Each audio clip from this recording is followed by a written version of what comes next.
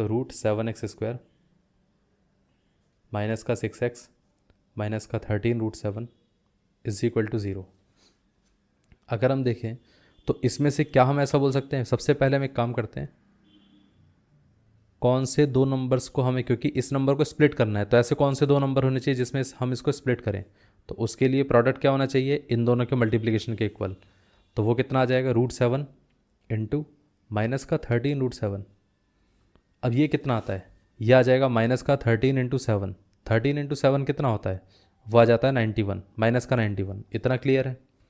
अब सम क्या होना चाहिए, सम होना चाहिए माइनस का 6, एक्स नहीं सिर्फ माइनस का 6।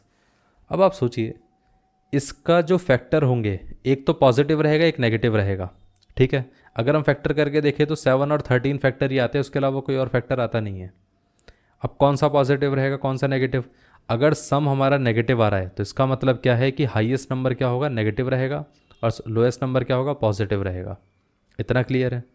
वो फैक्टर हमारे पास पहले से यहाँ पर ही प्रेजेंट था, लेकिन फिर भी हमने करके देख लिया, ठीक है। तो इसको हम स्प्लिट कर सकते हैं।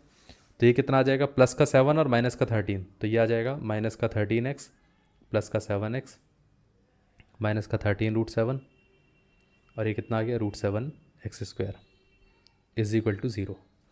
अब देखिए यहाँ पर हम क्या लिख सकते हैं, दोनों में अगर हम देखें तो x कॉमन आ सकता है, बाकी कुछ और कॉमन नहीं आ सकता है। तो यहाँ पर क्या बचेगा, √7, यहाँ से बचेगा x, यहाँ से क्या बचेगा, x तो निकल गया, तो बचेगा यहाँ पर माइनस का 13। इधर से हम क्या कर सकते हैं, √7 को कॉमन ले सकते हैं, तो ये आ जाएगा प्लस का √7। इधर बचेगा कितना, अगर एक √7 निकल गया तो एक √7 तो अभी भी रहेगा, बाकी का x आ गया। माइनस का कितना आ जाएगा, 13, यहाँ से √7 निकल चुका था तो कुछ नहीं बचेगा। अब मैं इधर से एक √7 क्यों कर रहा हूँ, क्योंकि अगर हम देखें तो 7 को हम क्या बोल सकते हैं, √7 इंटू √7 ही तो बोलते हैं। तो एक √7 बाहर आ गया, बाकी का यहाँ पर रह गया, इज इक्वल टू कितना आ गया, 0। 7x minus 13, 7x minus √7x minus 13 दोनों में कॉमन आ रहा है, तो यहाँ पर हम क्या कर देंगे, √7x माइनस 13 को लिख देंगे। बाकी का बचा क्या होगा, ये x और यहाँ पर प्लस का √7, तो x प्लस √7। अगर ये पार्ट 0 से इक्वेट होता है तो इसका मतलब हमारे पास x की वैल्यू कितनी आ जाएगी, प्लस का 13/√7।